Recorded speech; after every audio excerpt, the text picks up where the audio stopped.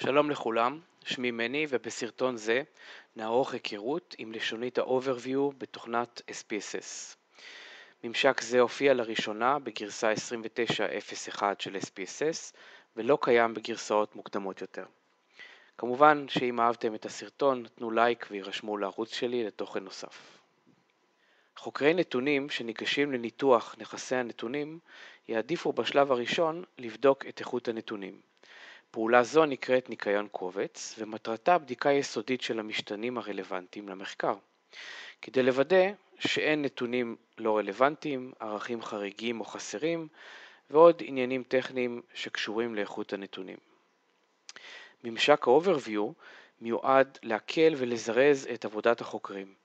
באמצעות סדרת דשבורדים דינמיים ניתן לנצל את ממשק ה-Overview כדי לקבל תובנות רבות ומהירות. בואו נראה מה יש ל-SPSS להציע. זהו קובץ הנתונים שלי ב-SPSS.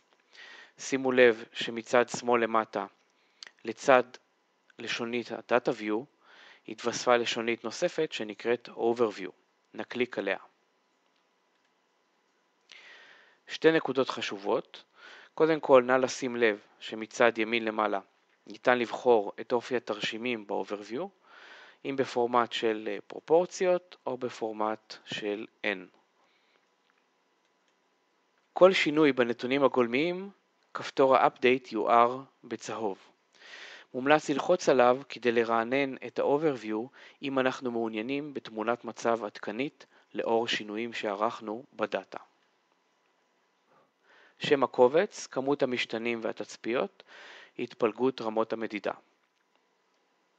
בחלק העליון השמאלי, מבט כללי על מאפייני רמות המדידה של סך כל המשתנים בקובץ. שם הקובץ, שם הדאטה-סט, סך כל המשתנים והתצפיות.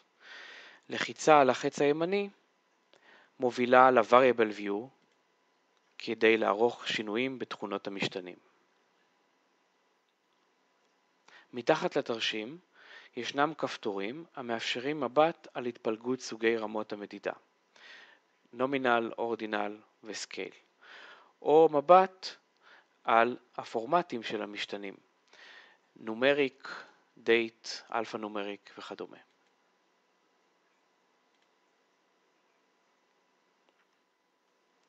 סיכום ערכים חסרים. בחלק העליון הימני, סיכום סך כל הערכים החסרים, הערכים בתוקף, על פני המשתנים, על פני התצפיות ועל פני הערכים. לחיצה על החץ מפעילה את ניתוח דפוסי ערכים חסרים, או המודול Missing אם הוא קיים, כדי לאפשר ניתוח עומק לדפוסי הערכים החסרים. למטה משמאל ישנו דרופ דאון המאפשר לבחור משתנה בדיד לצורך חקירה. ניתן ללחוץ על כפתור האליפסיס שיפעיל את מחסנית המשתנים לבחירה נוחה יותר באמצעות מיון לפי רמת מדידה ושורת חיפוש.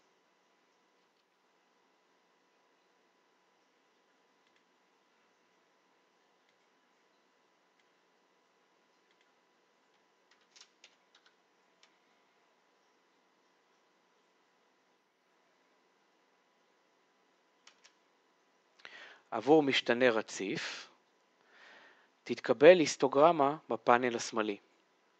בפאנל הימני יתקבל לוח מדדי נטייה מרכזית ומדדי פיזור. לחיצה על החץ הימני למעלה, תפתח את תיבת Explore לחקירה עמוקה יותר של משתנים רציפים.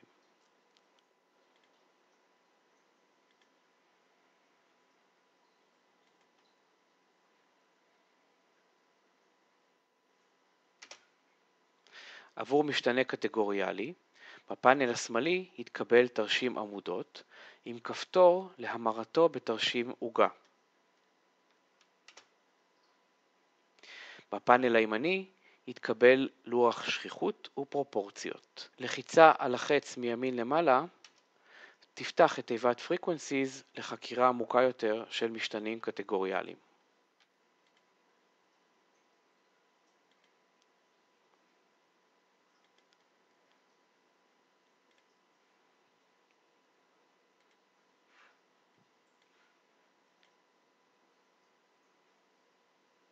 תודה רבה.